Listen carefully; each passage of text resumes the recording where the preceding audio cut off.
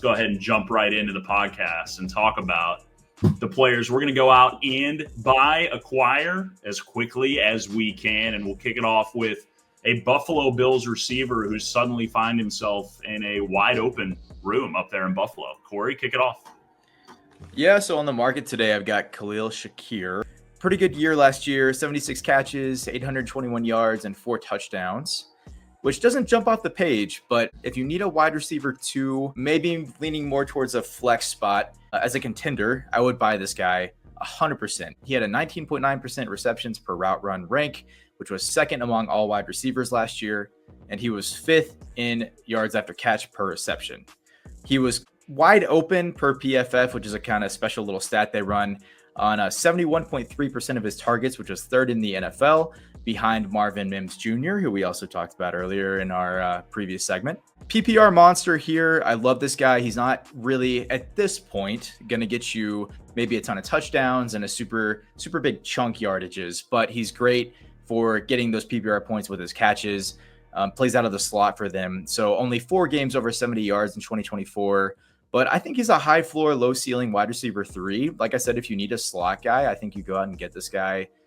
Not super concerned about the talent around him. Keon Coleman, obviously super young. We'll see what happens with him playing on the outside there. And then they signed Joshua Palmer, who's their assumed wide receiver 3. So at some point here, and we kind of talked about this before, Josh Allen has to stop running as much. Is he 30 yet? I think he's approaching 30 if he's not already 30. 29. He's got to stop running as much. He's got to throw the ball. That only benefits Khalil. And as you see on some of these graphics here, he's only been ascending the past couple of years. James Cook has been holding out.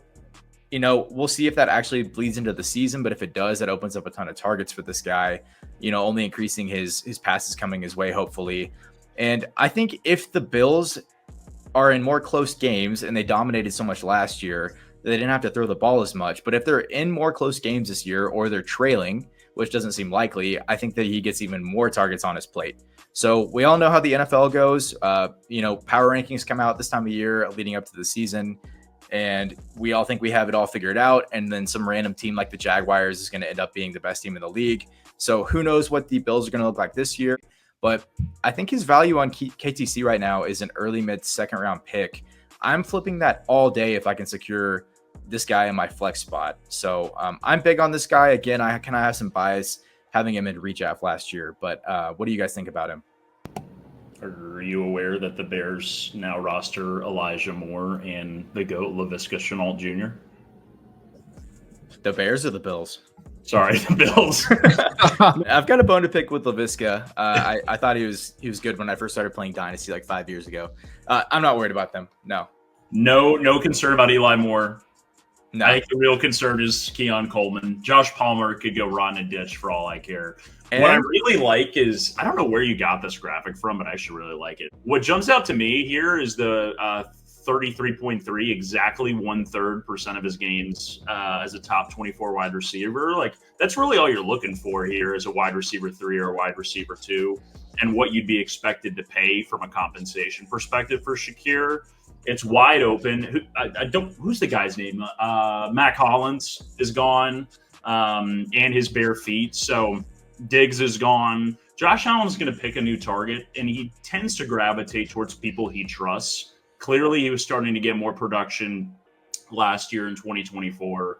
Kincaid is a question mark, but at the end of the day, let's say Kincaid is hauling in a wide receiver 1 percentage of target share. Then Shakir's ended up in that wide receiver 2, wide receiver 3 conversation, and that's exactly where you want him to be. So I'm definitely aligned in that, that late second round pick, maybe early third if you get lucky. Go scoop him, and maybe he turns into somebody who quietly finishes as a wide receiver 15 this year. This guy, you can see here, like Keith was saying, percentage of games is top 24. That's wide receiver 2 territory.